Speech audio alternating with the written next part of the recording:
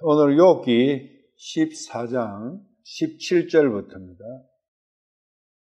주께서는 내 범법을 자루에 담아 봉하시고 내 불법을 도말하시나이다. 바위가 제자리에서 옮겨지고 산은 무너져 평지가 되며 물들은 돌을 가루로 만들어버리고 땅의 먼지 속에서 자생하는 것들을 휩쓸어가므로 죽을 수밖에 없는 육신적 사람의 소망을 끊으시다. 주께서 종국에는 그를 이기시어 그를 내쫓으시니 그의 안색이 붉으락푸르락 하면서 사라지게 하시며 그의 후손들이 존귀하게 되어도 그가 그것을 알지 못하며 그들이 비천하게 되어도 그가 그들에 대한 그 일을 이해할 수도 없으되 오직 그에게 붙어있는 살이 아픔을 느끼고 그 속에 있는 그의 혼이 예곡할 뿐이니이다 하니라.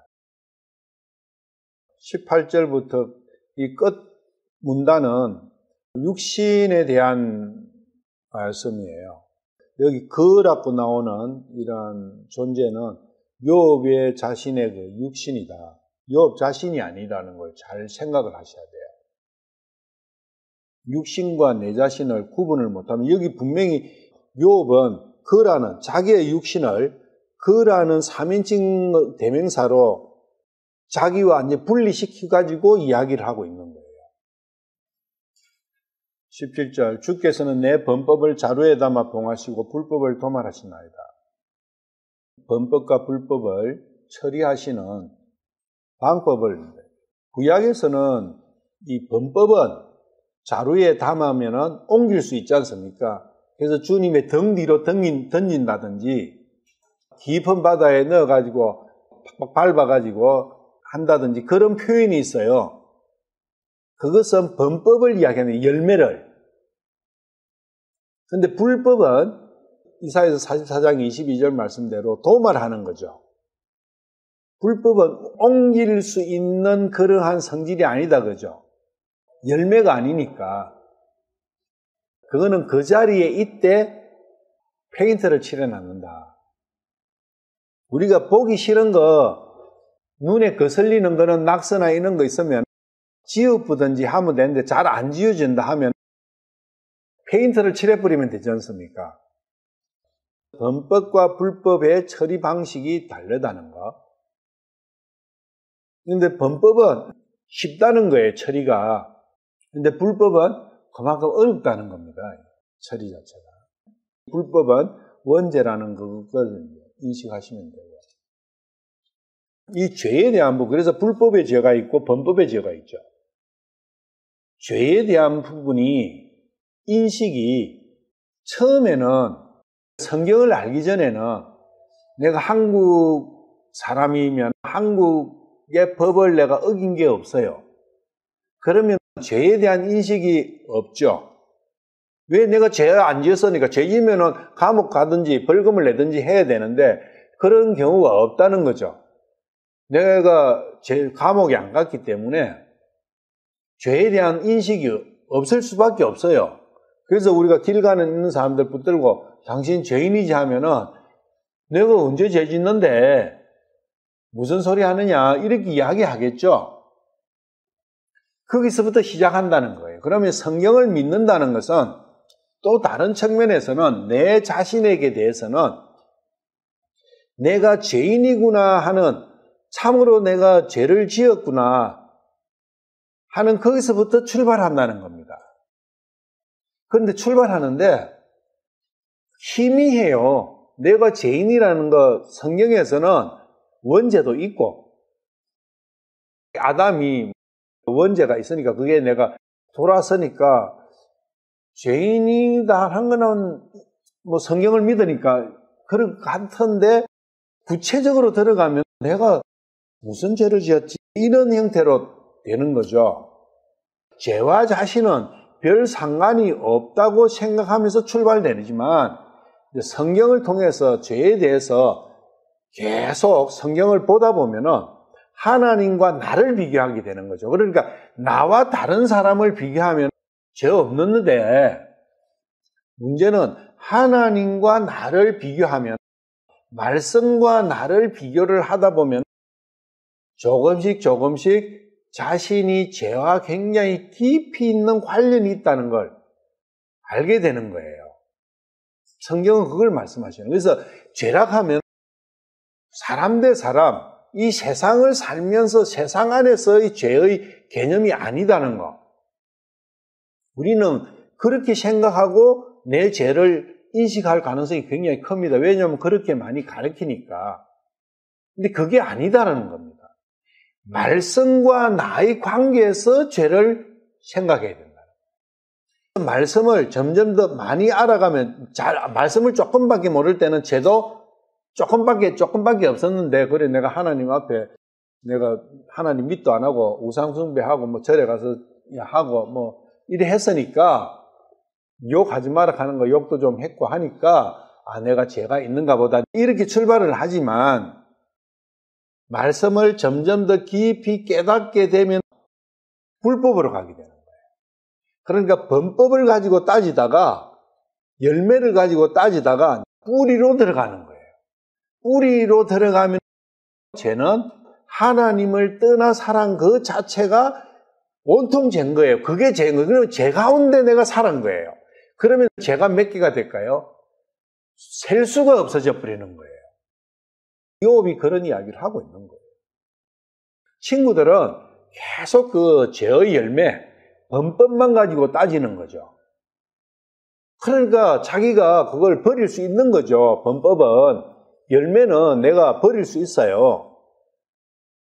욥은 점진적으로 불법의 죄에 대해서 알아가기 시작하면서 자기가 아무리 깨끗이 산들, 제사를 지내고 어떻게 한들 이 불법에서부터는 자유로울 수 없구나. 그걸 계속 12장, 13장, 14장에서 이야기를 해온 거죠. 마음으로 지은 죄에 이르면은 수도 없다는 겁니다. 마음으로 지은 죄.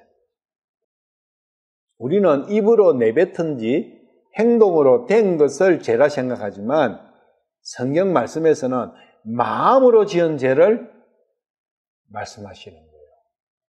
거기 가면 헤아릴 수 없을 만큼 죄가 많아진다.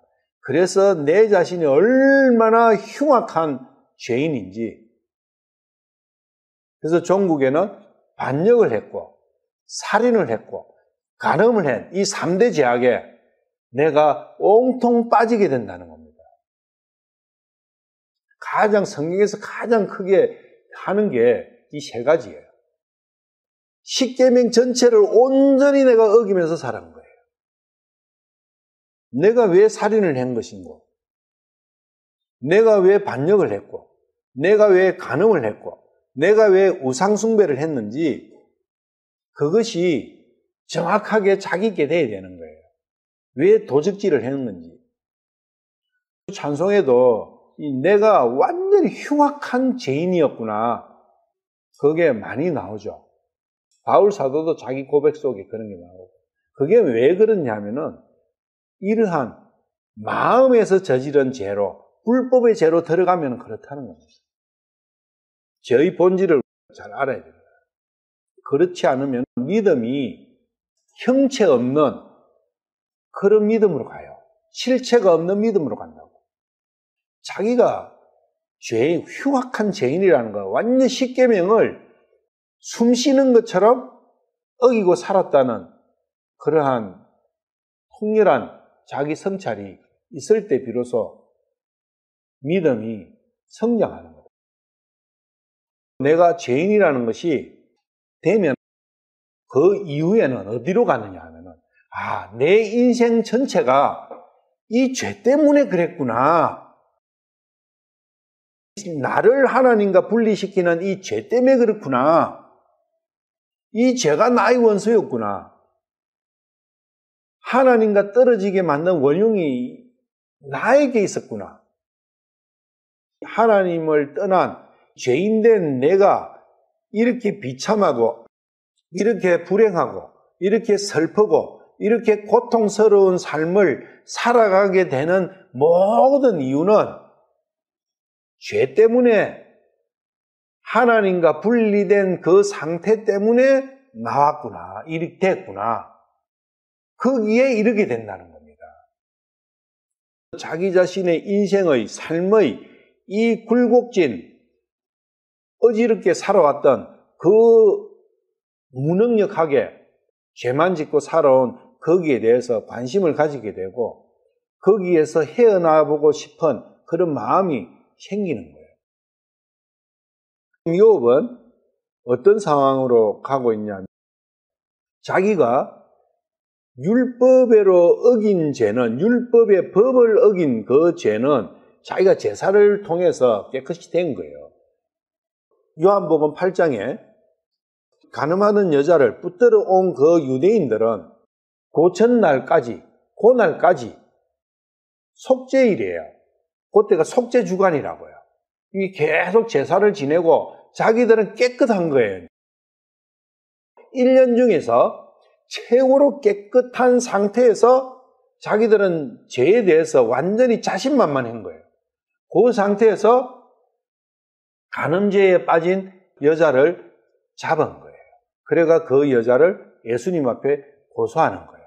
근데 예수님은 어디를 건드려요? 양심을 건드리는 거예요. 불법을 건드리는 거예요. 그 불법 속에서는 너희들도 간음을 했다. 그걸 가리키는 겁니다. 마음으로, 생각으로 여자를 보고 음욕이 일어난다면 그게 간음이다. 유대인들이 그 간음하다가 붙들려온 그 여자를 보고 자기들 마음속에 간음을 하고 있구나. 그걸 인식하게 만들어주신 사건이 바로 그거다. 예수님은 종국적으로 불법을 보시는 거예요. 계속 마음으로 짓는 죄에 대해서 말씀하시고 범법을 보시지 않아요. 범법으로 본다면 그 유대인들, 예수님을 십자가에 매달은 그 유대인들보다 더 제사라 이런 걸 확실하게 한 사람이 누가 있겠어요? 38년 돼가지고 한상 누워 있는 그 사람이 성전에 가기나 했겠어요? 거기서 제사를 지냈겠어요? 제대로? 눈 감긴 나면서부터 눈 감긴 사람이 봉사가 제대로 뭐 했겠어요? 율법에 따라서? 할 수가 없죠. 그런데 그 범법에 대해 가지고 가장 깨끗하다 하는 사람들이 예수님을 십자가에 못 박았다. 왜? 예수님은 불법을 말씀하시니까 자기들하고 충돌이 나는 거예요. 율법 다 지켰다 그 이야기예요. 그 사람들은. 그런데 예수님은 너희들이야말로 사탄의 자식이다. 그러면서 위선을 이야기하는 거예요. 위선은 마음에서 나오는 것이지 위선을 한 사람은 밖으로 범법적인 측면으로 볼 때는 얼마나 깨끗합니까? 천사죠. 그런데 그 천사 같은 그 사람들은 다 뭘 해요? 뭘 했기 때문에 천사같이 보여요? 위선을 했기 때문에 천사같이 보여요. 그 위선이 욥기에서는 하나님을 축복하는 거다. 피조물이 창조주에게 축복을 하는 거예요. 내가 하나님께 하나님 좋아하시는 거 내가 드릴게요. 그래서 율법의 제사의 한계와 율법이 무엇을 가르치고자 하시는가? 결국은 율법은 불법을 가르치시기 위해 가지고 율법을 주신 거예요. 범법을 제거해 가지고 거기서 자기 자신이 어려움을 나타내라고 주신 게 아니고 내가 흉악한 죄인이구나. 불법적인 측면으로 마음으로 지은 죄를 볼 수 있도록 하기 위해서 율법을 주셨는데 사람들은 그것조차도 눈이 감겨버리는 거예요. 이사야 38장 17절 보옵소서 평안을 얻으려고 내가 큰 쓰라림을 받았거니와 주께서 내 혼을 사랑하사 부패의 구덩이에서 건져내셨으니 주께서 내 모든 죄를 주의 등 뒤로 던지셨나이다. 주의 등 뒤로 던질 때는 자루에 봉해진 것을 던진 거예요. 자루를 뒤로 던진 거예요. 그게 율법의 죄의 처리 방법이다. 그런데 이걸 주의 등 뒤로 던졌다 한들 불법은 그대로 있는 거예요.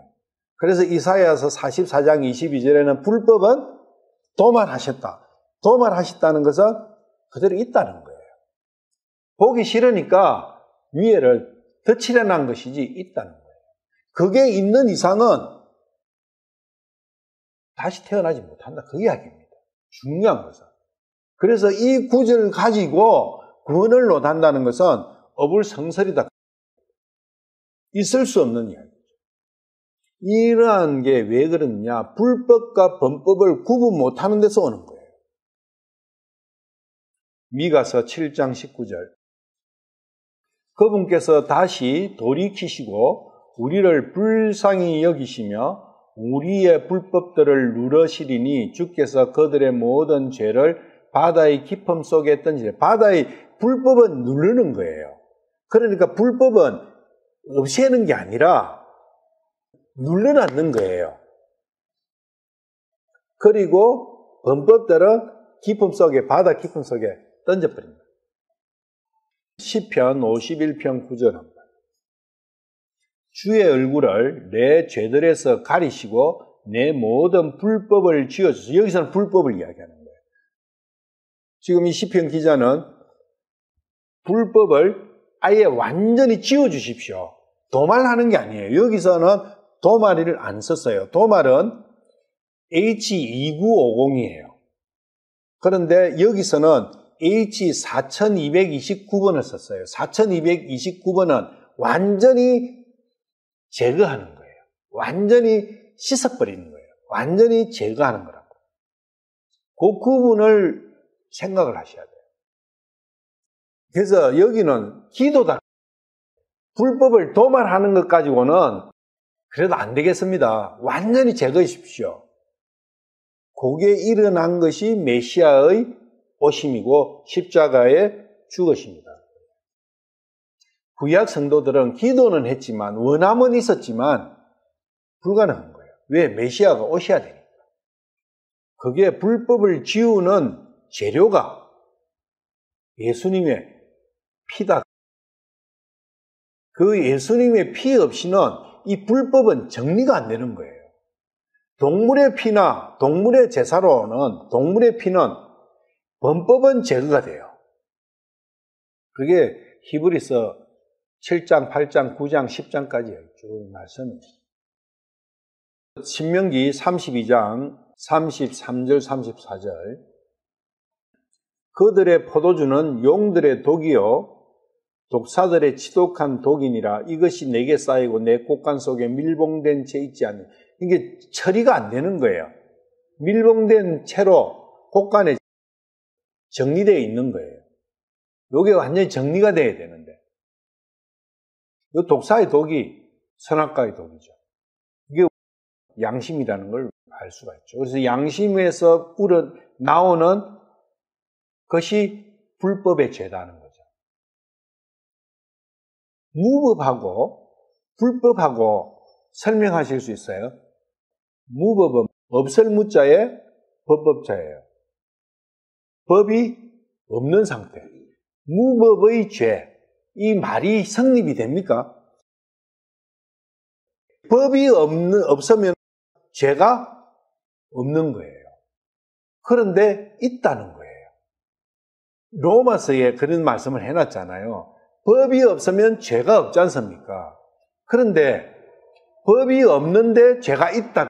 그게 불법의 죄다는 거예요. 불법이라는 게 안일불자의 법자예요. 법이 없는데 죄가 있다. 그게 마음의 죄다. 우리 한국에 법이 없어요. 예를 들면 한국 국민은 지하철을 타고 가다가 말을 하면 감옥 1년 죄다. 이렇게 하는 법이 없지 않습니까? 그러니까 지하철 타고 말을 해도 안 잡혀요. 여기 5명 이상 모이면 잡아간다. 이러면 5명 이상 모이면 죄를 짓는 거죠. 그런데 그런 법이 우리가 없었지 않습니까? 그러니까 5명이 아니라 100명, 1000명이 모여도 상관이 없지 않습니까? 지금 미얀마는 50명 이상 모이면 불법이에요. 수갑차입니다. 그런 법이 없을 때는 아무 상관이 없잖아요. 그게 법이라는 게 죄를 만든다는 거죠. 불법이라는 것은 법이 없는 거예요. 없는데 죄가 있는 거예요. 그 부분을 생각을 하셔야 돼요. 그게 마음으로 짓는 죄다.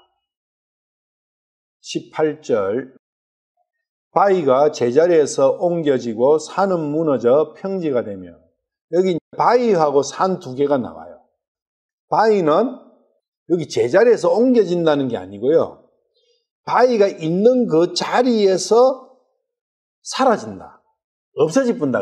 있는 자리 거기에서 그냥 없어져 버리는 거예요. 바위는. 그리고 산은 무너지는 거예요. 이게 연속되는 거예요. 바위가 제자리에서 싹 없어져 버렸다. 갑자기 바위가 없어져 버리는 거예요. 바위가 제자리에서 싹 없어져 버리면 산은 어떻게 돼요? 우리가 높은 산일수록 뭐가 그 산을 지탱하고 있습니까? 바위가 지탱하고 있는 거예요. 그런데 그 지탱하고 있는 바위가 없어져 버렸어요. 그러면 산이 무너지겠죠. 그래서 낮아지고 평지가 돼버리는 거예요. 우리 마을에 뒷동산 있는 데 있잖아요. 나저막한 언덕 있는 데는 바위가 별로 없어요. 근데 큰 산일수록 바위가 많은 거죠. 그 에베레스트 산 같은 경우는요, 거의 꼭대기는 바위밖에 없어요. 흙이 없어요. 미얀마 가도 높은 산 가면 거의 바위가 많거든요. 그래서 바위가 이 산을 높다랗게 만들 수 있도록 지탱하는 기둥 역할을 하는 거죠. 그래서 바위가 옮겨져 버리면 산은 이사야서 2장 12절 만군의 주의 날이 교만하고 거만한 모든 자와 위로 높여진 모든 자에게 임하여 그를 낮추며 또 높고 높이 치솟은 레바논의 모든 백항목과 바산의 모든 상수리 나무와 모든 높은 산과 위로 높여진 모든 작은 산과 모든 높은 망대와 모든 견고한 성벽과 다시스의 모든 배와 모든 아름다운 그림에 임하리니 사람의 거만함이 굴복되고 사람들의 오만함이 낮아지리라. 그 날에 주만 홀로 높여지시며, 주님의 성산만 높아지셔야 되는데 세상 산이 높아진다는 것은 교만이다. 교만을 이야기할 때 산을 이야기한다. 그리고 주님의 날에는 그 모든 높아진 마음을 낮추신다. 낮추게 된다는 거예요. 그 낮추게 되는 것을 환란이라고 하는 겁니다. 이사야서 40장 3절에서 5절 광야에서 외치는 자의 소리가 있어 이르기를 너희는 주의 길을 예비하라. 사막에서 우리 하나님을 위해 큰 길을 곱게 만들라. 모든 골짜기가 도두어지며 모든 산과 작은 산이 낮아지고 구부러진 곳이 곧게 되며 험한 곳이 평탄하게 될 것이요. 주의 영광이 나타나고 모든 육체가 함께 그것을 보리라. 주의 입이 그것을 말씀하셨느니라. 침례 요한이 와가지고 자기의 온 목적은 이 이사야 40장 3절 5절 이 말씀이라고 자기가 외쳤죠.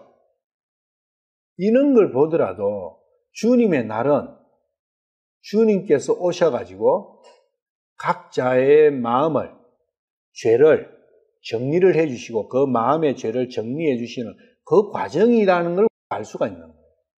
그리고 주의 날은 그 마지막 하이라이트, 욥이 겪고 있는 이 환란, 이거다는 거죠. 그래서 성경의 모든 환란은 바로 교만과 거만과 오만을 낮추는 거예요. 그 작업이다. 이 바위는 뭐냐? 산은 높으니까 교만과 거만과 오만이라 하나님 없이 우리 스스로 하늘 높이까지 닿아보자. 바벨탑 사상이지 않습니까? 바벨탑도 벽돌을 구워 쌓았지 않습니까? 바벨탑도 벽돌이 돌처럼 생돌을 쓴 게 아니라 인간의 기술로 돌을 만들었죠. 그게 바벨탑 사건이라는 거예요. 그러면 돌은 뭐냐? 세상적 신념. 이게 세상에서 취한 자기의 그 지식들을 가지고 자기가 딱 무장되어 있는 그걸 신념이라고 그러죠. 사상, 주의, 무슨 주의, 민주주의, 자본주의, 이런 주의 있지 않습니까? 그 주의, 혹은 주장, 고집, 뭐 이런 거다. 내가 낸데, 자기 주장이 있어요, 사람들은. 그 주장이 어떤 모양이든, 자기가 세상에서 취해가지고 만들어진 거라면, 예를 들면, 거룩하게, 소크라테스가 말하기를, 누가 말하기를, 그거 전부 다 바위예요. 사람의 생각으로 뭔가를 만들어낸 거 있지 않습니까?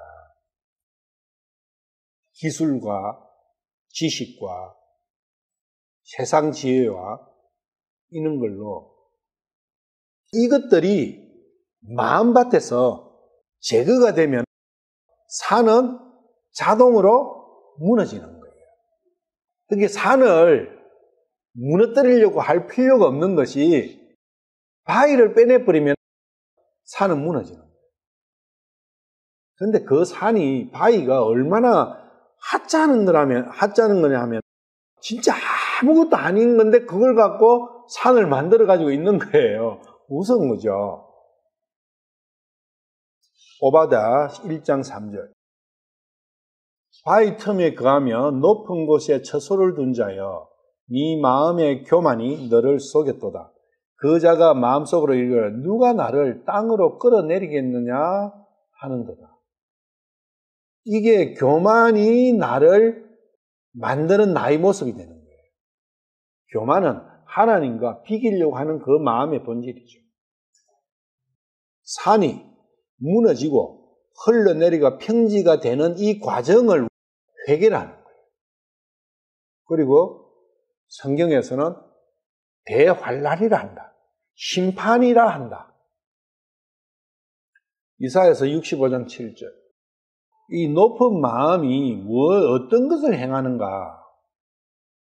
너희 불법들과 너희 조상들의 불법들을 함께 보응하리니 그들이 산들 위에서 분향하고 작은 산들 위에서 나를 모독하였느니라. 그러므로 내가 그들의 이전 행위를 헤아려 그들의 품속에 넣어주리라. 주가 말합니다. 산 위에서 뭘 하느냐 하면 분향을 해요. 그런데 누구한테 하느냐? 자기 자신에게 해요. 그리고 바위나 산으로 비유되는 마음은 육신을 통해서 세상과 연결되어 있어요. 영을 통해서 하늘과 연결되어야 되는데 반대로 갔죠. 마태복음 17장 20절. 예수님 말씀이죠. 예수님께서 그들에게 이르시되 너희가 믿지 아니하기 때문이로다. 진실로 내가 너희에게 이르노니 너희에게 만일 겨자씨 하늘만한 믿음이 있을진데 너희가 이 산에게 말하여 여기서 저 너머로 옮겨가라 하면 그것이 옮겨갈 것이요 또 너희에게 불가능한 것이 아무것도 없으리라. 산이 옮겨지는 것은 믿음이다. 그래서 믿음으로 산을 없앤다는 거예요. 그래서 이 교만한 마음이 꺾이는 것은 믿음 말고는 없다는 겁니다.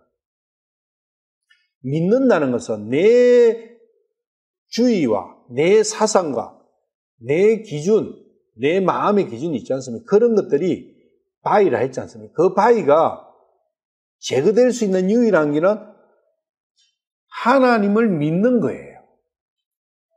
거꾸로 이야기하면 내 자신을 가지고 있으면서 하나님을 믿는다는 것은 오류다는 겁니다. 그건 믿는 게 아니에요. 내 자아가 없어진다는 게 바로 이 교만, 바위를 치우는 거예요. 돌과 바위를 치우면 옥토가 만들어지지 않습니까? 그래서 믿음이라는 것은 내가 가진 기준 있지 않습니까? 나의 고집, 나의 기준, 나의 사상, 이런 것들이 제어되는 거예요. 근데 사람들은 아니 그거 없으면은 내가 내냐? 맞아요. 내가 아니 돼야 돼요. 그게 믿음이 있는 거예요. 그러면 내가 어떻게 한다고요? 모든 기준을 하나님 것을 내가 받아버리는 거예요. 내 기준은 없어지는 거예요.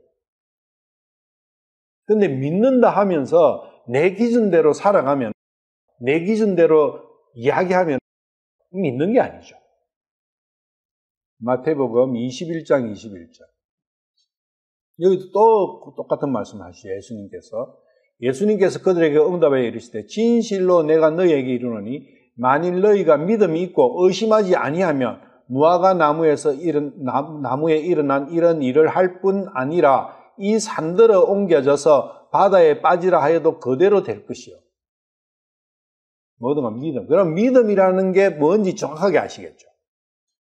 하나님을 믿고 예수 그리스도를 믿으면 내 자신이 없어지는 거예요. 아, 내가 가지고 있는 이 지식과 기준과 내 지혜와 이런 것들은 먼지 톨 한 개만 또 가치가 없는구나. 그게 믿음이에요. 고린도전서 13장 2절.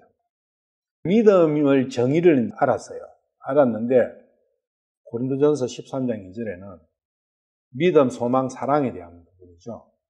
내가 대언하는 선물이 있고 모든 신비와 모든 지식을 이해하며 또 모든 믿음이 있어 산을 옮길 수 있을지라도 그래서 믿음이 있어 산도 이제 옮겨요.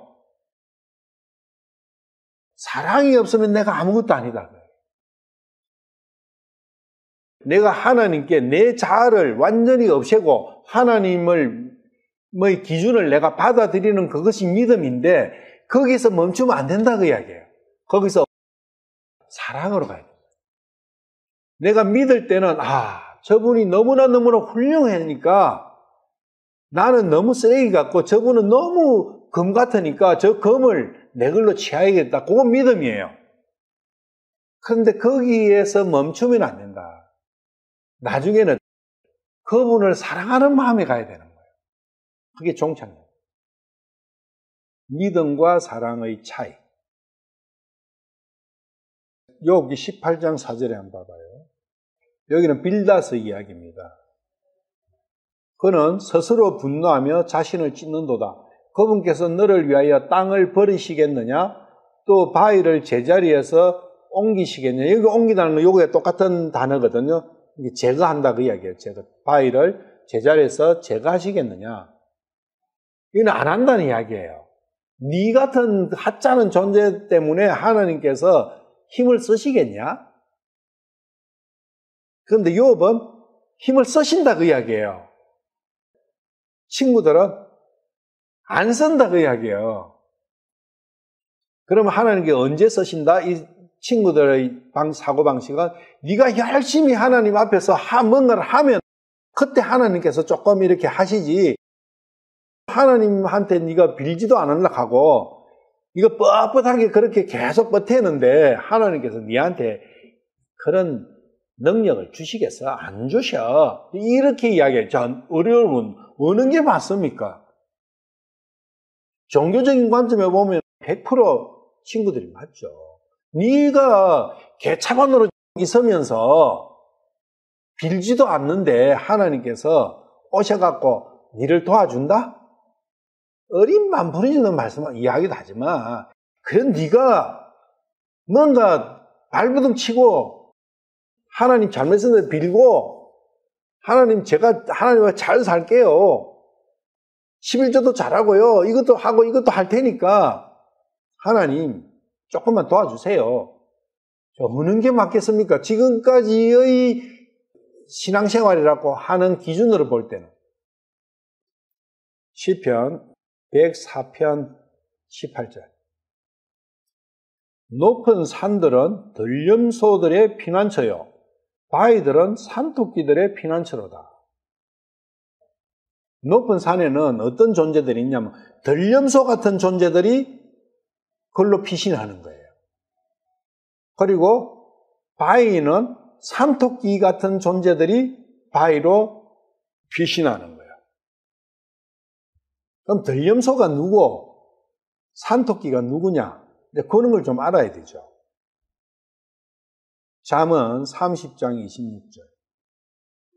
약한 국민이지만 자기 집을 바위 속에 짓는 산토끼와, 여기 보면 국민, 민족 이렇게 해놓은 거 보니까 산토끼가 분명히 사람을 이야기하는 건 100% 맞지 않습니까? 산토끼 같은 성향을 가진 사람이다, 그 이야기입니다. 여기 이야기는. 개미도 나오고 뭐 도마뱀도 나올 거예요. 그거는 도마뱀을 이야기하는 거, 개미를 이야기하는 게 아니라 개미 같은 인간, 도마뱀 같은 인간, 그렇게 나오는 거죠. 그러면 그 사람들이 누구냐? 이제 그런 걸 우리가 알아야 이야기가 되죠. 첫째로는 레이기스 보면 토끼는 부정합니다. 왜 그래요? 되새김은 하긴 하는데 발이 굽이 갈라지지 않았어요. 그래서 낙타와 산토끼는 되새김질을 하지만 굽이 안 갈라지기 때문에 그거는 부정하다. 그래서 부정한 동물이에요. 토끼는. 일단 거기서부터 출발해야 돼요. 잠언 30장 24절부터 28절까지 쭉 나오는 그 네 가지가 배우고 싶은 존재들이에요. 멀리하고 싶은 존재들이에요. 성경 말씀 속에서 배우고 싶은 존재죠. 왜? 24절에 보면 가장 지혜롭다고 해놨으니까 말씀에서 지혜롭고 싶지 않습니까? 그럼 여러분들도 왕속에 거기에 거미로 했지만 도마뱀이죠. 그럼 도마뱀처럼 산토끼처럼 또 개미처럼 그렇게 살고 싶겠죠? 그러면 토끼를 한번 보자고요. 이 바위가 토끼의 거처예요. 그러면 아까 바위는 뭐라 했습니까? 자기의 아집, 고집, 자기의 사상, 자기 주의, 주장 이라 했지 않습니까? 그 깨지기가 어려운 거예요. 옛날에 우리 촌에 집 뒤에 길을 내는데 그 산이 바위가 참 많았어요. 그 바위를 어떻게 제거해요? 그때 옛날에는 제 초등학교, 중학교 때니까 굉장히 어려운데 그때는 폭약을 써요. TNT라 가지고 이 막대기처럼 생긴 폭약이 있어. 그러면 이게 그 바위에 구멍 뚫는 기계가 있어요. 차광기를 하는데 쪼쪼쪼쪼 해가 구멍을 뚫어가지고 그 안에 요걸 딱 넣어갖고 선을 쭉 연결해가 한 100m 정도 연결해가 거기 가서 꾹 눌리면 빵 터져가 이제 바위가 깨져가 그렇게 해가 바위를 발파 작업해가지고 길을 내거든요. 바위는 그만큼 단단하다는 거예요. 내 마음속에 있는 이 바위도 단단한 거예요. 이것은 일반적으로는 불가능한 거예요. 그래서 믿음만이 이 바위를 제거하는 거예요. 하나님의 말씀만이 제거하는 거예요. 그게 19절에 가면 나와요. 물은 돌을 가루로 만들어버린다. 다른 성경에는 돌을 닳게 만든다. 아니에요. 가루로 만들어버리는 거예요. 여기서. 그래야 되지 않습니까? 닳게 만드는 건 동글동글하게 되지 그대로 있는 거죠. 뭐만 조금 없는 거지. 냇가에 차돌멩이 동글동글해 있는 그걸 생각하는데 그게 아니에요. 그 이야기를 하고자 하는 게 아니에요. 이 말씀. 가루로 만들어버려야 없어지지 않습니까? 흙이 돼버리죠. 그래서 바위와 토끼를 알아야 이 말씀을 알 수가 있다. 자, 토끼의 특징은 첫째로 토끼를 키워보면 알아요. 토끼는 겁이 많습니다. 첫째로는. 두 번째로는 토끼는 제일 약한 동물이에요. 네 발 가진 짐승 중에서는 제일 약한 거예요. 그러니까 강하지를 못해. 싸움을 못해요. 그러니까 겁이 많겠죠. 겁이 많고 강하지도 않고 그런데 엄청 빨라요. 재빨라요. 그리고 수염이 길어. 그리고 귀가 커요. 그리고 입이 갈라져 있어. 그리고 뒷다리가 길어요. 이러한 특징들이 키가 크면은 옛날에 제가 조선소 대우조선에 있을 때 그런 이야기를 많이 했어요. 어떤 사람 보고 저놈은 머리는 조그만한데 귀만 커갖고 안테나만 꼽아갖고 세상 온갖 이야기는 다 듣고 다니고 이 사무실에 가서 들어가고 저 사무실에 들어가고 저 사무실에 들어가고 이래가지고 정보 때문에 사는 것 같이 이 소문 저 소문 그런 사람이 있어요. 그런 사람을 보고 빗대서 저거는 귀만 안테나만 크고 들은 건 아무것도 없고 토끼가 그렇다는 거예요. 그리고 입이 갈라져 있어요. 입술이 뱀은 혀가 2개인데 이거는 혀는 1개예요. 그런데 입술이 2개예요. 입술이 나눠져 있다. 우리가 입술 없이 말이 됩니까? 저번에 해봤죠. 복화술이라고. 근데 말이 안 되잖아요. 잘. 입술이 2개면 입술은 말하는데 필수적인 거거든요. 입술이 2개면 어떻게 되겠어요? 지 유리한 대로 요 입술 썼다가 저 입술 썼다가 하겠죠? 뱀이 요 혓바닥 쓰고 저 혓바닥 쓰듯이 같은 개념이죠. 그리고 뒷다리가 길어요. 그래서 토끼 머리를 옛날에 우리가 많이 하거든. 토끼 잡는 거. 그럼 토끼 머리 할 때 어떻게 하냐면은 우리가 꼭대기로 올라가요. 또 꼭대기에서 밑으로 쫓아요. 그럼 밑에 토끼 잡는 사람이 있어. 쫓아면은 요 놈이 뒷다리가 기니까 어떻게 되겠어요? 밑으로 뛰 내려가면 굴러버리겠죠. 밑으로 못 내려갑니다. 뒷다리가 길면은 굴러버려요. 천천히는 가겠지만 빨리 내려가면 굴러버린다고. 우리 잡아버리고. 이게 굴러가 떼굴떼굴가 정신을 흘 때 그냥 잡는 거예요. 그래서 토끼머리 해가지고 잡을 수 있는 거예요, 토끼를. 지가 정상적으로 뛰다니는데 사람이 토끼를 어떻게 잡겠어요? 못 잡아요. 엄청 빨라요. 토끼는 위로는 뒷다리가 기니까 뒤에서 추진력을 주니까 위로는 어떤 동물보다 더 빨리 위로 올라가요. 위로 올라가면 올라갈수록 어떻게 되겠어요? 마음이. 그런데 실제로는 제일 약한 놈이요. 그걸 두고 뭐냐면 약삭 빠른 놈이라 해요. 잠언 30장 24절에 그 말씀이 가장 지혜로운 게 아니고 가장 영악한 4개가 있다. 그 이야기입니다. 우리가 영악하다고 표현할 때 어떤 존재를 영악하다고 합니까? 저놈은 영악해갖고 그 뉘앙스입니다, 이게. 개미도 영악한 거예요. 아니, 개미가 얼마나 훌륭한데 우리가 개미한테서 배우라 했는데 무슨 개미가. 그래서 여기 보면은 개미가 어떻게 한다고요? 쫙 저장을 해갖고 여름에 저장해가 1년 물고 참, 야, 개미 훌륭하다. 얼마나 준비성이 많냐? 그런 거예요.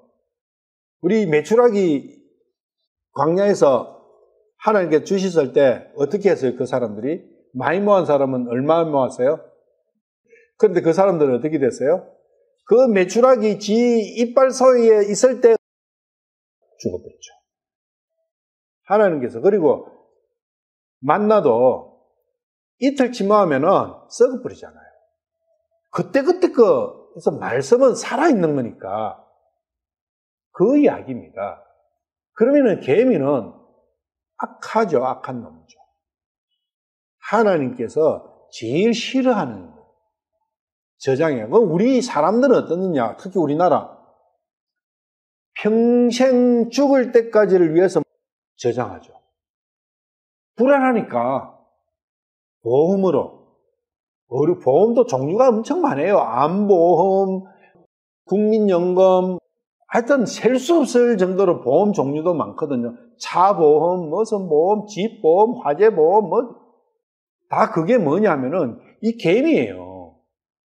하나님께서는 염려하지 마라. 저 하늘에 나는 까마귀를 봐라, 까마귀. 내가 다 먹이지 않느냐. 들에 피는 백합화를 봐라. 이게 믿음 없는 자의 대표주자들이에요. 그런데 담고 싶어요? 도마뱀 보세요. 거기 도마뱀. 그 도마뱀 항모. 자기 힘으로 버티고 있대요. 그것도 어디에? 왕궁에. 자기 스스로 왕이 되는 거예요. 근데 실제로 왕이에요? 도마뱀이에요. 큰 뱀도 아니야. 그러니까 하나님 보시기에 얼마나 가정한 거예요. 우리가 그렇다는 거예요. 그런 사람. 내 자신을 이야기하고 있잖아요. 메뚜기. 왕이 필요 없대요. 메뚜기는. 내가 지가 왕인데 무슨 왕이 필요하겠어요. 그런데 성경은 뭡니까?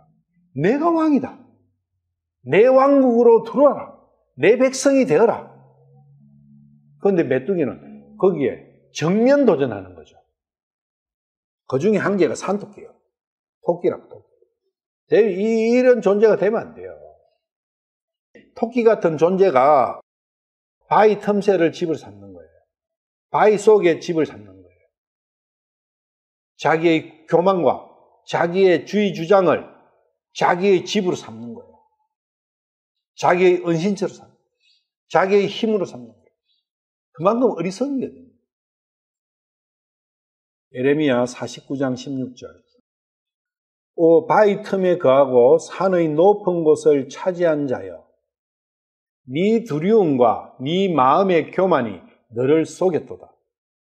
바위 틈에 거하는 것은 겁이 많기 때문에 바위 틈에 있는 거예요. 아까 제가 토끼 그랬지 않습니까? 겁이 엄청 많은 거예요. 그러니까 바위 틈에 들어가는 거죠. 그래서 네 두려움과 네 마음의 교만, 높은 산이지 않습니까? 이게 두려움과 교만이 합쳐지면은 높은 산의 바위 틈에 거하는 산토끼예요. 산토끼 너무너무 많아요. 우리 주위에 이 사람들이 산토끼형, 산토끼과 사람. 네가 네 보금자리를 독수리도 바위 틈새에, 높은 바위 틈새에 집을 지어요. 부엉이도 그러고. 독수리같이 높게 지을지라도 내가 거기서 너를 끌어내리라. 죽어 말하고. 심판하시겠다. 근데 이게 바위가 록인데, 이 바위는 우리가 반석 나오잖아요, 반석. 반석도 이 바위예요. 그런데 이 바위는 사탄의 속성이에요. 사탄은 이 바위를 가지고 산을 세우는 데 써요. 근데 반석은 산을 세우는 게 아니라 우리에게 생명을 주시기 위함이에요. 그런데 둘 다 단어는 같은 단어를 써요. 그만큼 사탄 것이냐, 하나님 것이냐 구분하기가 쉽지 않다는 겁니다. 말씀은 그렇다는 거예요. 우리가 친구들이나 엘리야의 이야기와 욥의 이야기에서 하늘나라의 것을 분별하기가 어렵듯이 누가 하늘나라의 진리를 말하고 있는가? 같은 단어를 쓰지만은 그 어떤 문장은 사탄을 표현하고 어떤 문장은 주님을 표현한다. 그런 것을 구분하면서 볼 수 있어야 된다. 그렇지 않으면 사탄의 속성에 대해 가지고 하나님 걸로 오인하고 갈 수 있다는. 방금 잠언 30장 그 말씀 그렇지 않습니까? 잠언 30장에 나오는 쭉 그런 거는 우리가 닮으면 안 되는 내용들을 쭉 적어놓은 거예요. 아굴의 잠언이죠. 아굴이 자기 아들에게 준 잠언. 바위와 산. 이게 회개의 과정에서는 이 과정이 있게 된다는 겁니다. 그런데 바위와 산은 다 땅의 일이에요. 땅의 일. 육신을 이야기합니다. 19절. 물들은 돌을 가루로 만들어버리고 땅의 먼지 속에서 자생하는 것들을 휩쓸어 감으로 죽을 수밖에 없는 육신적 사람의 소망을 끊으시나이다. 물들은 돌을 가루로 만들고 말씀이 돌멩이를 가루로 만들어버린다. 바위를 깨버린다. 그래서 바위는 옮기는 대상이 아니라 그 자리에서 깨가지고 먼지가 돼버리는 거죠. 그런데 그것을 할 수 있는 것은 말씀이다. 그래서 우리는 말씀을 전하는 거예요. 말씀을 전하면 그 사람 마음속에서, 말씀을 제대로 전하면 그 사람 마음속에서 바위가, 돌멩이가 먼지가 되는 거예요. 그러면 산은 무너지게 되는 거예요. 산을 무너뜨리게 할 필요가 없어요. 바울 사도는 이런 것들을, 바위와 돌멩이와 산을 뭐라 했냐? 세상의 초등학문을 했어요. 그리고 자기가 세상에서 얻었던 그 모든 것은 분토같이 버리는 거예요. 그래서 오직 말씀만이 나의 주의 주장을 꺾을 수 있다. 근데 이 바위야말로 나의 존재 가치를 형성하는 핵심 중에 핵심이에요. 내가 내 자신을 돌아볼 때 내 자신을 형성시키는 어떤 요소들이 있어요. 그 핵심적인 요소들이 바이예요. 예를 들면 소크라테스다. 소크라테스는 소크라테스 그 사람이 가지고 있는 바이들이 있는 거예요. 그것들이 가루가 되고 사라져 버려야 소크라테스는 평지가 되는데 불가능하겠죠. 유명한 사람일수록 어려운 이유가 거기 있는 거예요. 자기를 하찮게 생각하는 사람일수록 좀은 쉽겠죠. 그런데 요사이는 거지도 자기 주장이 있어요. 여기 아까 토끼죠. 토끼, 개미 이런 거예요. 그것들이 우리가 볼 때는 진짜 미물 중에 미물이잖아요. 근데 지는 엄청 자부심이 강한 거예요. 옛날에 그런 거 있죠. 말이. 거지 아버지하고 아들이 깡통 한 개씩 차고 동양을 가는데, 아이, 저기 지금 불 나버렸어. 큰 집이 지금 화재가 났어. 빌딩에, 큰 빌딩에. 그러니까 아버지가 아들에게, 야, 너 나를 존경해. 내는 저 불 나는 저런 거 불 걱정할 필요 없지 않느냐. 예를 들면 그런 형태라도 자기를 합리화하는 거예요. 그런 게 바이라고요. 거지짓 하는 그거조차도 바이로 되어 있는데 좀 뻔듯한 게 있으면 얼마나 더 하겠어요. 갈라디아서 5장 17절에서 24절. 여기는 육신 속에서 자라는 것들, 그러니까 나를 붙들고 있는 나의 가치관들, 그것들의 정체에 대해서 이야기합니다. 17절에서 24절. 육신은 성령을 대적하여 욕심을 부리고 성령은 육신을 대적하나니 이 둘이 서로 반대가 되므로 너희가 원하는 것들을 너희가 능히 하지 못하느니라. 육신과 성령은 반대다 그거예요. 절충점이 없다는 겁니다. 그런데 대부분 절충을 하고 살아요.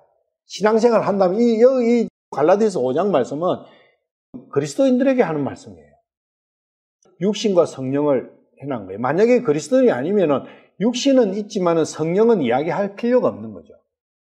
그러나 너희가 성령의 인도를 받으면 율법 아래 있지 아니하리라. 이제 육신의 행위들은 명백하니 이것들이라 곧 간음과 음행과 부정함과 색욕과 우상숭배와 마술과 정오와 불화와 경쟁과 진노와 다툼과 폭동과 이단 파당과 시기와 살인과 술취함과 흥청됨과 또 그와 같은 것들이라. 내가 또한 전에 너희에게 말한 것 같이 이것들에 대하여 미리 너희에게 말하노니 그런 것들을 행하는 자들은 결코 하나님의 왕국을 상속받지 못하리라. 그러나 성령의 열매는 사랑과 기쁨과 화평과 오래 참음과 부드러움과 선함과 믿음과 온유와 절제니 이와 같은 것들 대적할 법이 없느니라. 그리스도께 속한 사람들은 애착들과 정욕들과 함께 육신을 십자가에 못 박았느니라. 지금 내가 가지고 있는 기준이라 하면 다 여기에 포함된다고요. 육신의 것들에게. 고상한 것 같지만 결국은 여기다는 거예요. 그것들 때문에 이것들이 일어나는 거예요. 이러한 것들과 육신의 행위들 여기 나오지 않습니다. 엄청 많죠. 이것들과 내가 세상으로 얻었던 그 나의 가치 기준들은 직결되는 거예요. 연결되는 거예요. 그 가치 기준들로 살아가면 여기로 빠지게 되는 거예요. 바울 사도는 너희들이 네 가치 기준대로 산다면 너는 그리스도께 속한 사람이 아니다. 그 이야기를 하는 거예요. 네 가치관대로 살면 너는 하나님의 나라의 왕국의 백성이 아니다. 육신을 십자가에 못 박아버리는 그것이 내 가치관을 못 박아버리는 거예요. 없애버리는 거예요. 내가 어떻게 십자가에 못 박힐 거예요. 내 육신에다가 무엇을 박겠어요? 그 말씀은 내 내 기준 없애버립니다. 이 땅에서 자생하는 것을 잡초라 그래요. 밭에서 경작하는 것은 채소라 하죠.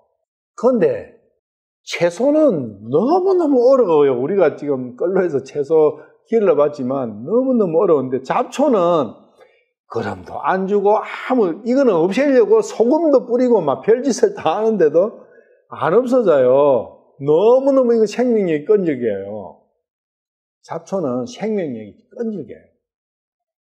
이 세상의 기준 그것은 진짜 끈질겨요. 그래서 우리는 항상 기도를 놓치지 말고 교제 속에서 그 잡초들을 생기지 안 하게끔 계속, 그리고 그 잡초를 내가 선교하고 싶은 사람에게는 그 사람에게 내가 뭐가 돼야 돼요? 소금이 돼야 돼요. 그래서 제가 우리 끌로 집 주위에 소금을 자꾸 뿌리는 이유가, 소금을 뿌리면 확실히 잡초가 덜 납니다. 근데 비가 한번 오고 나면 소금기가 쉽게 내려가 버리잖아요. 그럼 또 잡초가 나요. 그럼 또 소금도 뿌리고, 근데 소금은 조금 비싸잖아요. 그러니까 계속 뿌릴 수도 없어. 그런데 소금을 계속 뿌리면 잡초가 안 나요. 그 이야기예요. 소금을 뿌린다는 것은 그 사람 안에 잡초를, 자기의 기준을 제거시키는 거예요. 그게 선교라고요.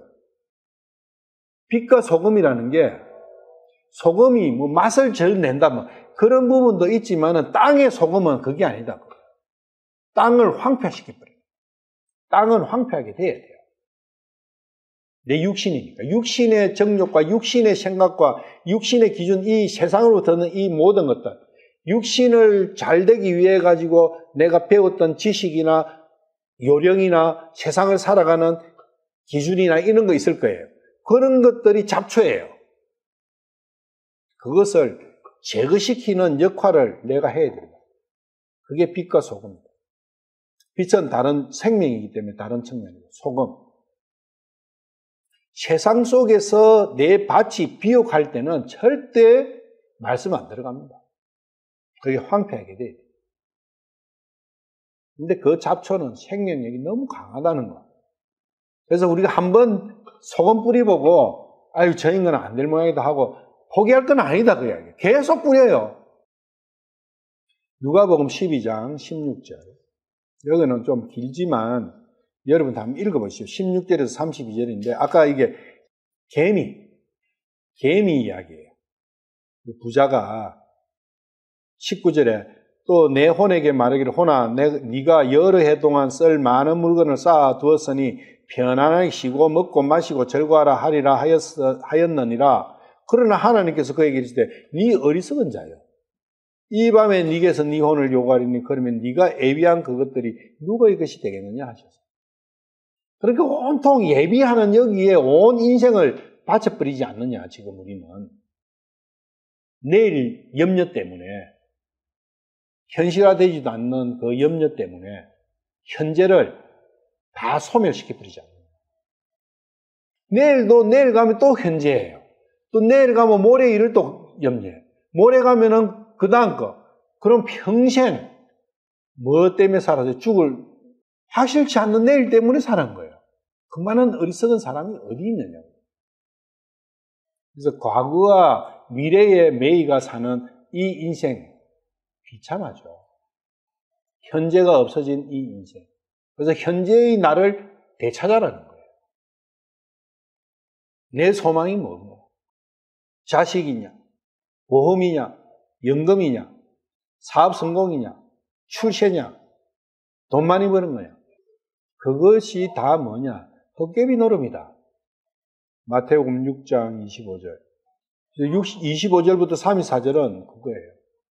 내일 일을 염려하지 마라. 오늘 염려는 오늘로서 족하니라. 한번 쭉 읽어봅시다. 시간 나는데. 그러므로 내가 너희에게 이르노니 너희 생명을 위해 너희가 무엇을 먹을까 혹은 무엇을 마실까, 너희 몸을 위해 너희가 무엇을 입을까 염려하지 말라. 생명이 음식보다 소중하지 아니하며 몸이 옷보다 소중하지 아니하냐. 공중의 날씨들을 보라. 그것들은 씨 뿌리지도 아니하고 거두지도 아니하며 혹간에 모아들이지도 아니하되 너희 하늘 아버지께서 그것들을 먹이시나니 너희는 그것들을 훨씬 더 소중하지 아니하냐. 낫지 아니하가 아니에요. 그리고 어차피 21절, 너희 중에 누가 염려함으로 자기 키에 1규빗을 더할 수 있겠느냐? 네가 아무리 내일 일을 걱정한들 그 걱정이 네 모든 문제를 해결해 주겠느냐? 아무 의미 없지 않느냐? 그런 걱정 왜 하느냐? 의미 없는데 쓸데없는 걱정이잖아요, 진짜 그게. 그걸 생각을 해보자고요. 만약에 내가 내일 일을, 미래의 일을 걱정을 안 한다면, 미래 일에 대해서 걱정이 없다면 아예 걱정할 거리가 한 개도 없어. 그러면은 지금 어떻겠어요? 행복이죠. 바보는 우리가 그래요. 세상에서 누구를 바보라고 해요? 걱정 안 하는 사람을 바보라고 해요. 내일 일을 걱정 안 하고 살면 저 바보 같은 거죠. 바보 이만이 내일 일을 걱정하던가요? 그리고 내 주위에 만약에 있으면 손가락질하고 어리석다고 판단하지 그 사람이 참 지혜롭구나. 참 저 사람이 행복하구나. 그렇게 생각 안 하잖아요. 거꾸로 생각하고. 그래서 육신적 소망이 강하면 강할수록 내일에 대한 염려는 커져요. 하늘에 대한 소망이 크면 클수록 내일에 대한 염려는 없어져요. 그런데 염려를 하고 살고 싶습니까? 안 하고 삽니까? 안 하고 살고 싶어요. 근데 세상으로 눈을 돌리니까 안 할 수가 없게 돼요. 그래서 땅에 소망을 두십니다. 그러면 행복해진다. 땅의 소망을 끊어버리면 행복해진다. 땅의 소망을 안 두면 우리는 어차피 두 개 중에 한 개는 봐야 돼요. 땅을 보든지 하늘 보든지 둘 중에 한 개라고요. 다른 건 없어요. 그 소나 돼지나 개나 짐승들 보세요. 네 발 가진 짐승들을 보시면 공통분모가 뭐죠? 눈이, 시선이 어디로 가 있어요? 입이 어디로 가 있어요? 밑으로 가 있어요. 우리 롱쳐 보면은요, 하루 종일 뭘 하는지 땅만 보고 다녀요. 땅만 콩콩콩 하면서 땅만 보고 다닌다. 롱쳐 저 머리 들어. 안 들어요. 들 수가 없어. 근데 소는, 개는, 짐승들은 짖을 때는 어디를 봐요? 하늘 봐요. 희한하죠. 근데 평소는 땅을. 근데 사람은 앞을 볼 수 있어요. 그리고 위도, 앞을 보는 것은 자연스러워. 그런데 밑을 보든지 위로 보려면 그거는 자기 의지를 써야 돼요. 근데 지금은 전부 다 곱추가 되어버렸어요. 곱추는 땅밖에 볼 수가 없어요. 하늘을 볼 수가 없어. 짐승처럼 돼버렸다. 그 이야기. 짐승은 그래도 울 때는 하늘을 볼 수 있는데 곱추는 울어도 땅으로 봐야 돼. 끌로 가면 끌로 트레킹하는 거기에 밭이 한 개 있는데 거기 좀 늙은 노파가 한 사람 사는데 그 사람이 콩밭을 하더라고. 근데 그 사람이 90도로 꺾여버려서 그럼 그 사람은 평생 뭐하고만 붙어 살았어요? 땅하고만 붙어 사는 거죠. 그게 육신적으로 그렇지만 심각한 거는 마음이 그러면 안 된다. 그래서 땅의 먼지 속에서 자생하는 것들이 아까 제가 잡초라 했지 않습니까? 그래서 말씀은 그것들도 다 썰어가 버린다. 그럼 소금이 되려면 말씀을 가지고 소금 역할을 하는 거예요. 말씀 없이 소금은 안 되는 거예요. 말씀은 땅에 속한 것들을 없애는 재료죠. 그렇게 함으로써 죽을 수밖에 없는 육신적 사람, H58이 이 소망을 끊는, 그래서 땅에 대한 소망을 끊어버리는 거예요. 물은.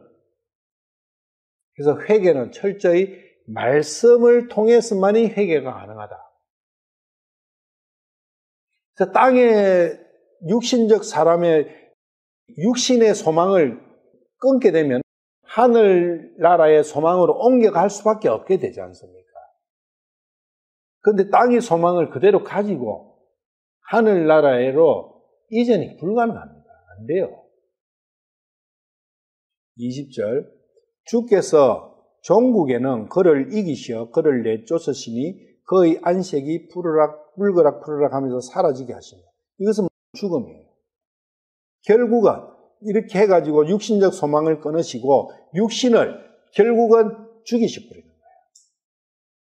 십자가에 매달아 버리는 거예요. 누가 이기느냐? 땅이 이기느냐? 하늘이 이기느냐? 결국은 하늘이 이긴다 그 이야기예요. 그래서 안색이 붉으락 푸르락 이것은 차라리 사색이 된다. 그런 표현을 많이 하죠. 안색이 사색이 됐구나. 지가 죽을 걸 아니까 사색이 되잖아요. 안색이. 큰 죄를 지었는데 그 죄를 딱 숨겨놨는데 어느 날 누가 그 죄를 딱 밝혀버려. 그럼 그 사람 이 표정이 어떻게 돼요? 사색이 된다. 그러한 표현이에요. 사색이 되면은 그 자는 결국은 죽는 거예요. 근데 여기서 그는 계속 그가는요, 그를 이기시어 그를 내쫓으시니 그의 안식이 뿔그락 뿌르락 하면서 사라지게 하시며, 그는 전부 다 19절에 H582의 그 사람을 이야기합니다. 죽을 수밖에 없는 육신적 사람, 요걸 이야기하는 거예요. 육신이 죽는 것은 육신이 어떻게 하면 죽어요? 육신이 죽는 방법이 있어요. 우리가 그러잖아요. 혼을 내줄까? 혼이 빠져버리면 육신은, 혼과 육신이 분리되면 육신이 죽는 거예요. 혼과 육신이 분리되는 것은 혼이 육신과 붙어 있지 않습니까? 이 혼이 육신과 분리되가 영으로 가버렸어요. 그러면 이 육신은 하나님 관점에서는 육신은 죽는 거예요. 죽어 있는 거예요. 그렇지만 우리가 살아가는 건 살아가는 거예요. 이제 혼이 빠지면은 육신이, 그래서 그 혼이 그릇 속에서 완전히 빠져나가면 육신이 진짜 죽는 거예요. 모든 거. 욥은 그 이야기를 하는 거예요. 혼과 육신의 분리를 이야기하고 있는 거예요. 그 결국은 혼이 분리되고 육신이 잠깐 동안 화가들이 화병을 많이 그려요. 해바라기도, 고의 해바라기도 해바라기가 잘려있어요. 잘렸지만 화병에다가 꼽아놨어요. 그 화병에 물이 다 없어지면 그거는 죽게 된다. 모래시계고 물시계다. 그리고 촛불을 있잖아요. 촛불을 켜놨다. 그럼 초가 다 녹아면 촛불은 꺼지게 되어 있는 거예요. 그게 우리의 인생이다. 그래서 촛불이나 꽃병이나 이런 걸 볼 때는, 인생을 이야기하는구나. 인생은 타임이 있다는 것, 끝이 있다는 것을 이야기하고자 하는구나. 그걸 이제 알면 돼요. 그렇다고요. 그래서 혼이 빠져나간 육이, 어차피 이 육은 끝난다. 육은 어차피 먼지죠. 전도서 12장 7절. 그때의 흙은 전에 있던 대로 땅으로 돌아가며 영은 그것을 주신 하나님께로 돌아가. 이게는 그때가 언제예요? 혼이 빠져나갔을 때. 혼이 빠져나가면 흙은 땅으로 돌아간다. 먼지는, 우리 육신이 먼지, 더스트래. 이게 흙이라 했지만 더스트예요. 그래서 더스트는 다시 땅으로 돌아가가지고 땅의 한 부분으로 다시 흡수돼 버린다. 영은 그것을 주신 하나님께로, 하나님께 숨을 불어넣으시잖아요. 그래서 하나님께 다시 돌아간다. 혼은 어디로 가느냐? 욥이 그 이야기를 하고 있죠. 욥기 14장 10절 그 위에 보시면은, 참으로 사람이 숨을 거두면 그가 어디에 있나이까? 육신과 혼이 분리되면 혼은 어디에 있나이까? 욥기 14장 14절에, 그 위에 14절에 이렇게 이야기하죠. 사람의 육신이 죽으면 어찌 다시 살릴까? 사람의 육신이 죽으면 육신은 끝난다. 그 이야기, 소멸되어 버린다. 그렇지만 나를 위하여 정하신 시간에 모든 날을 내가 기다리되 변화가 내게 이를 때까지 기다리겠다. 이거 혼의 이야기다. 욥기 34장 15절. 이건 엘리후 이야기입니다. 일단 엘리후 이야기하면 뭘 생각하면 돼요? 이것은 틀린 말을 이야기했구나. 근데 거기서 뭐가 틀린지 찾아내기가 쉽지는 않습니다.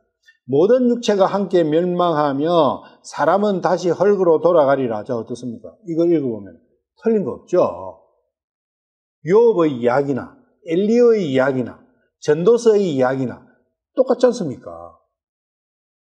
근데 영어로 보시면 킹제임스 영어로 해가 콩거던스 남바로 보시면 히브리어로 보시면 다른 걸 알 수 있는 거예요. 여기에 사람은 H120이에요. H120은 하나님께서 넣어주신 그 사람, 하나님의 형상을 가진 그 사람을 이야기하는 거예요. 그걸 우리는 혼이라고 표현해도 돼요. 혼이 흙으로 돌아갑니까? 그래서 다 틀린 거예요, 이게. 육신이 H58가 흙으로 들어가지, H120은 흙으로 돌아가는 게 아니에요. 어떻게 혼이 흙으로 돌아갑니까? 욥이 맞는 거예요. 그래서 욥은 육신이 흙으로 돌아가고 나면 혼은 어디로 가나이까? 그러니까 사탄은 뭐를 뜻하느냐? 혼이나 육신이나 이 통으로 생각하고 이야기를 하는 거예요. 통으로. 그래서 육신은 먼지로 돌아간다. 그것은 성경 말씀에서 참 많습니다. 21절 20절에서 육신은 죽었어요. 죽고 그 이후에 21절에 가면은 그의 후손들, 죽고 난 이후에 후손들을 남기지 않습니까? 육신의 후손들을. 그 후손들이 존귀하게 되어도 그가 그것을 알지 못하면 육신이 죽어버렸는데 그 이후에 일어나는 일들을 어떻게 알겠어요? 그리고 그것이 무슨 상관이냐? 그가 그것을 알지 못하며 그들이 비천하게 되어도 그가 그들에 대한 그 일을 이해할 수도 없어요. 후손의 일들 우리는 엄청 걱정 많이 하죠. 의미 없다. 그것은 그 후손은 후손대로 또 지가 살아가는 그게 있다는 거예요. 욥기 5장 25절 봐봐요. 엘리바스 이야기죠. 또 네가 생식 능력이 좋아져 씨가 매우 많아질 뿐만 아니라 네 후손이 땅의 풀과 같이 되는 것을 네가 볼 것이며, 그러니까 이 친구들은 엄청 중요시 여기는 거예요. 이 후손을. 지금도 마찬가지지만 지금은 좀 덜합니다만은 우리 아버지나 우리 할아버지 쭉쭉 올라가면 오직 사는 그 목적이 자손들 때문에 사는 것처럼 살아요. 그 후손들의 이야기에 그 후손들이 어떻게 될 것이라는 그런 부분이 그게 나에게 어떤 영향을 미치느냐? 아무 영향 없이 죽고 나면 끝이다는 거예요. 그 부분은. 육신은. 그 아무 상관이 없는 그 일에 웬 모든 것을 쏟아부어야 되는 거예요. 어리석은 거다. 22절 오직 그에게 붙어있는 살이 아픔을 느끼고 육신에 붙어있는 살이 아픔을 느끼고 그 속에 있는 그의 혼이 애곡할 뿐이에요. 그러니까 이 육신에 담겨있는 육신이라는 이 그릇에 담겨있는 그 혼이 이러한 모든 상황을 볼 때 자기가 어떻게 할 방법도 없고 벗어날 길도 없고 하니까 애곡밖에 안 나오는 거예요. 이 애곡하는 이 마음을 가진 사람이 마태복음 5장에 복받는 사람 중에 한 사람이 되는 거예요. 애통해하는 사람. 육신 속에 갇혀있는 이 혼이 그 혼을 내라고 볼 때 내가 얼마나 슬프고 한탄스러우냐. 그 육신의 조건 속에 딱 갇혀있는데 그게 삶의 인생의 비참함이고 인생의 한계고 인생의 애달픔 아니냐. 거기에 무슨 보람이 있고 거기에 무슨 행복이 있고 거기에 무슨 기쁨이 있느냐. 거기에 무슨 소망이 있느냐. 욥은 그것을 이야기하고 있어요. 그 욥의 마음과 내 마음이 과연 얼마나 일치하느냐. 이것을 볼 때 욥은 지금 확실하게 자아와 자기의 혼과 자기의 육신을 딱 분리시키나 보고 있잖아요. 이 육신을 그라고 이야기하니까. 남 이야기예요. 육신의 이야기는 남 이야기예요. 과연 내가 나의 육신을 남으로 보느냐? 그래도 내가 내 건데 하느냐? 내 육신이지만 내 육신을 남으로 볼 수 있어야 돼요. 분리시켜가 볼 수 있어야 돼요. 그렇지 않으면 성경은 깜깜합니다. 무슨 말씀을 하시는지 알 수가 없게 되어 있어요. 내 몸이라는 것을 내를 한 통으로 보고 여기를 보십시오. 100% 친구들이 맞죠. 친구들이 맞다고 하는 사람은 육신과 나를 분리 못 시킨 사람. 그 눈이 없는 사람이에요. 그렇게 되면 육신을 아무리 뜯어봐도 그 육신 속에 있는 내가 애통하는 마음 안 생겨요. 이 삶의 비참함과 애달픔과 그런 부분이 현실화가 되기가 어렵습니다. 내 아닌 다른 사람이 여기 있는데 저 사람이 나를 지배하고 있어요. 저 사람 말을 들지 않으면 나는 살 수가 없어. 저 사람 말을 듣고 따라야 돼. 근데 저놈이 양아치요. 내가 양아치라는 걸 알 때 내 자신이 얼마나 슬프겠어요. 내가 저 양아치한테 잡혀가지고 꼼짝 못하고 저놈 앵벌이 해로 나가야 되고 저놈 시키는 대로 내가 살아야 되니 내 인생 참 한탄하고 슬프구나, 비참하구나 이렇게 느낄 거 아니에요. 내 육신이 양아치예요. 깡패라고요. 강도라고요. 도적이라고. 근데 그것이 시키는 대로 내가 고분고분하는 그 사람들이 이 세상 사람들. 그나마 성경을 보고 회개하고자 하는 사람은 저게 뭔데 내가 저거 따라야 돼? 그래서 회개가 욥 정도로 진행된 사람은 너 말 안 듣겠어. 육신 네 말 안 듣겠어. 네가 죽든 살든 너는 어차피 죽을 거야 그냥. 너는 어차피 죽는 거야. 너는 어차피 먼지야. 하나님이 말씀한 게 너는 끝난 거였어. 나중에 끝난지만은 지금 끝난 거야. 그게 나중이나 지금이나 그거 몇 초 차이지. 그거는 의미 없는 거야. 그런데 내가 네 말을 왜 들어야 돼? 네 생각에 내가 왜 동조를 해야 되고 네 생각에 내가 왜 소망을 둬야 되느냐. 그렇게 분리시켜 보면 그러한 말씀을 분리시키면서 말씀을 보면 점점 그렇게 되네. 그래서 종국에는 나의 참 원수는 너였구나. 내가 낸 줄 알고 살았는데 보니까 네가 원수였구나. 다른 게 원수가 아니라. 네가 나를 멸망시키고 네가 나를 슬프게 만들었고 네가 나를 힘들게 만들었던 원흉이었구나. 그걸 얼마나 우리가 인식하느냐. 그 인식을 시켜주는 게 중요하다. 성경에 있어서. 근데 그것을 통으로 생각해서 성경을 가르치면 그 말이 평생을 성경 창세기 1장 1절부터 2장 계시록까지 100번을 읽힌들 의미 없는 거예요. 그걸 못 깨닫게 되는 거죠. 오늘은 여기까지 끝낼게요.